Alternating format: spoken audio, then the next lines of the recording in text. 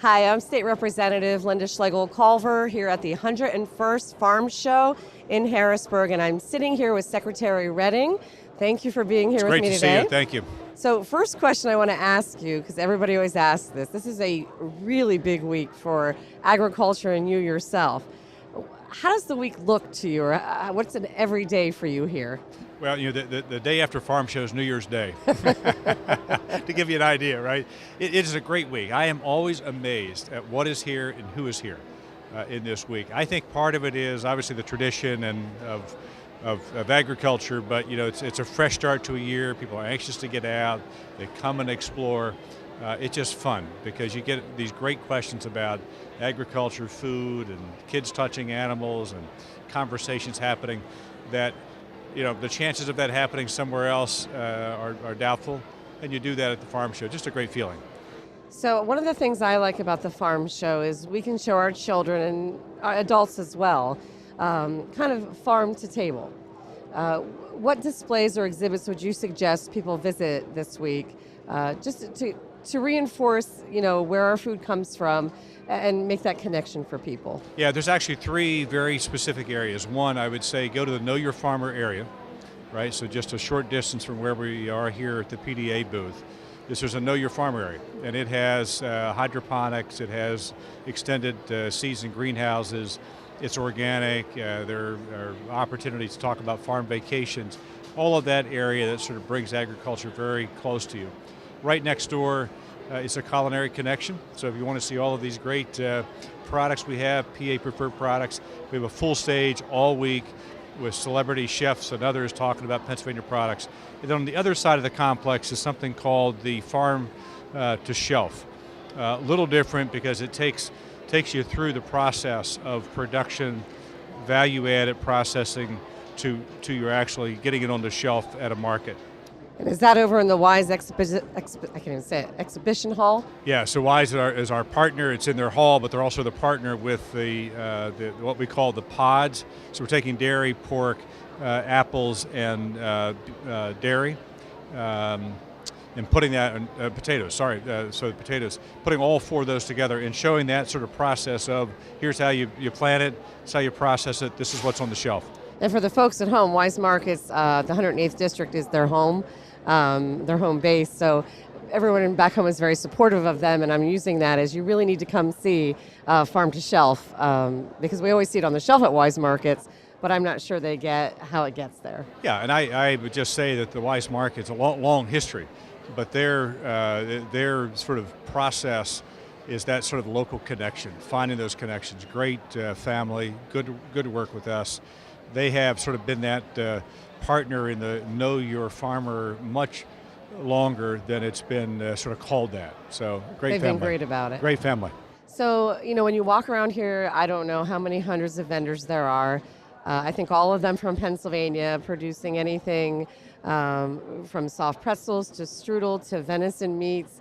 And Schaefer Venison Meats is here from my district as well. If somebody wants to find out, what's a Pennsylvania-made product, is there a place that they can go? Yeah, I mean, it's easy. You can go to the department's website and put in the Pennsylvania Preferreds, right? So the PA Preferred's got the Keystone checkmark PA to look for. I mean, that's sort of the good housekeeping seal of approval that it's a Pennsylvania product. You can go to the website and put in PA Preferred, look for the number of companies, pull them up, search them by county, by type. So that's the easy way. I do that often because I always like to buy Pennsylvania when I can. I just thought everybody would like to know that. So one of the things I sampled today was hemp pretzels, which have 12 grams of protein in them, hemp mustard, and they had hemp seeds there. And I believe what we have just been designated a pilot state to grow hemp here in Pennsylvania. Can you talk about that pilot program a little bit for me? Yeah, so one of the achievements of the last year, legislature and the administration, took the authority that the states were provided in the last federal farm bill. And the states basically had to pass their own legislation to allow for the farmers in their state to grow this legally. It's sort of a crazy background, right? It's one of those issues where you were just sampling it here. The reality is it's produced in other places, just not in the United States. Right. Right? And it doesn't make any sense. We now have the authority to do that on a pilot basis, on a research basis. So just in the last week, the department's accepted applications from individuals with the research components, with an academic institution, a number of applications now. So our hope is review the applications, be in a position where we can actually grow on a pilot basis the industrial hemp beginning in this crop year 2017. And I believe, if I remember right, there's about 23,000 uses for industrial hemp. It's not a drug. I always try and stress that. It's not medical marijuana. It's much like a cotton would be or something along those lines.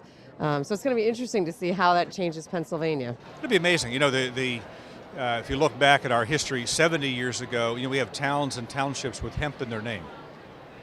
So I say to folks, it's not as though this was foreign to us. We lost the authority to grow it legally. So it'd be nice to sort of see it back in production. You know, the world has changed, though, in terms of production practices and systems. So how do you harvest it? How do you care for it? What can you do with it commercially? All of that's going to be researched right now. So lastly, I don't want to take up all your time today because I know you have a busy day. If I recall reading it correctly, we had visitors here from South Korea wanting to look at our poultry industry. Can you talk about maybe what we were trying to show them or what they were trying to learn and maybe what we learned from them? Yeah, it's a great question, because it was one where it's a reminder that there are folks around the world watch us very closely, right? And this is the South Koreans who came to first meet with our federal government, U.S. Department of Agriculture, to talk about disease and imports and all of that.